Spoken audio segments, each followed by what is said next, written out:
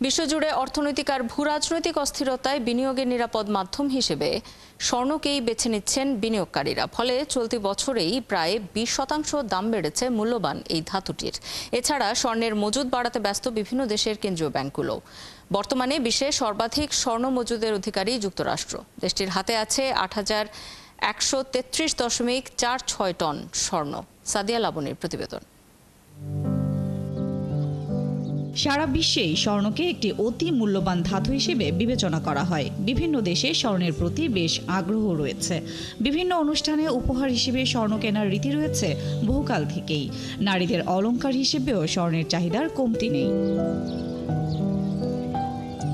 আবার কোনো দেশের অর্থনীতি স্থিতিশীল রাখতে স্বর্ণের মজুদ বিশেষ ভূমিকা রাখে। কেন্দ্রীয় ব্যাংকগুলো নিরাপদ সম্পদ হিসেবে স্বর্ণের উপর আস্থা রাখে। দিন দিন বিশ্বজুড়ে স্বর্ণের চাহিদা বাড়ছেই। ওয়ার্ল্ড গোল্ড কাউন্সিলের তথ্য বলছে 8,133.46 টন স্বর্ণের মজুদ রেখে সারা বিশ্বে সর্বাধিক স্বর্ণ মজুদে প্রথম স্থানে আছে যুক্তরাষ্ট্র। তারপরেই দ্বিতীয় স্থানে রয়েছে ইউরোপের জার্মানি। সেখানে স্বর্ণের মজুদ আছে 3,351.53 টন। তৃতীয় অবস্থানে ইউরোপের আরেক দেশ ইতালি। দেশটিতে রয়েছে 2,451.84 টন স্বর্ণ। ঠিক তারপরেই রয়েছে ফ্রান্স।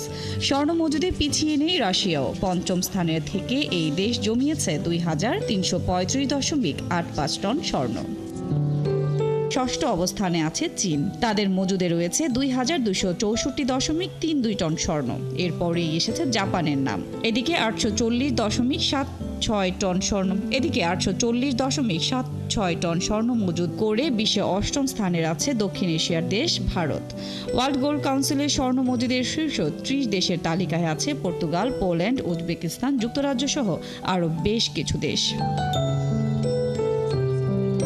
কেন্দ্রীয় ব্যাংকগুলোর উল্লেখযোগ্য ক্রয়, চীনা ভোক্তাদের স্বর্ণের প্রতি চাহিদা বৃদ্ধি, বিশ্বজুড়ে অর্থনৈতিক অনিশ্চয়তা এবং ভূরাজনৈতিক অস্থিরতার কারণে নিরাপদ সম্পদ হিসেবে স্বর্ণের প্রতি বিনিয়োগে আগ্রহ বেড়েছে মানুষের, যার ফলে চলতি বছরই বিশ্বজুড়ে স্বর্ণের দাম বেড়েছে 20%-এরও বেশি।